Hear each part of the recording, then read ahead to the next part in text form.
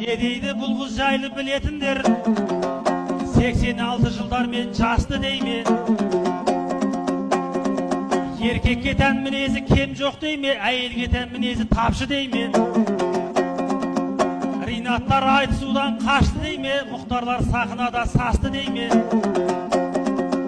Жастабанның екпінін көрсетем деп, Балғынбекті табанға басты дейме. Жайлауда уғарғасын шайнап өскен, тіліде удан бетер ашты дейме. Аузынан көмік атып сөйлегенде кәдімгі сақылдаған бақсы дейме. Өз сөзіне шашалып сөйлейді дейді, асығыс жұтқан жандай асты кейде.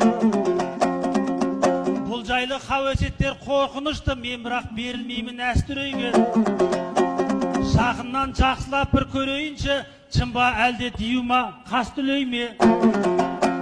Құдай-ау әпедемі қыз екен ғой, көзім оттай көрінді басты бейне. Жамиға түгіл жалмауыз кемпір болса дағы, жақыннан көріп алған жақсы кейде айқайғы.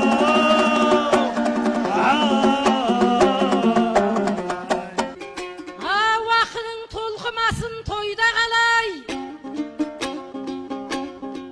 жақаң бізді албатып ойламағай. Халық сені бір талай күтіп қалды, бір жаққа қыдырдың ба сонда қалай?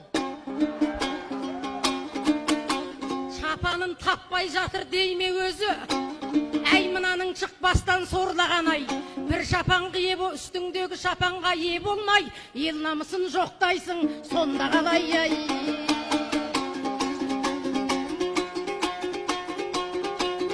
Ау мен бүгін берекеңді жырлатамын, жақанға бір биіктен тіл қатамын.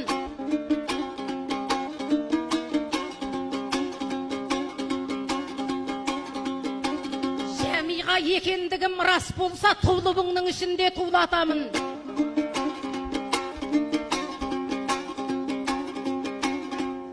Қонақ үйде не қылды деп жатырсың?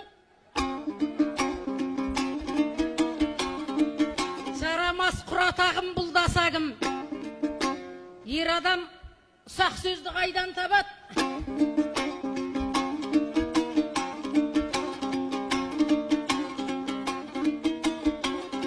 Мен сені мен биіктен бір қасамын, қонақ үйдің қоя тұр шаруасын, қобданың қалқын бүгін шулатамын ай.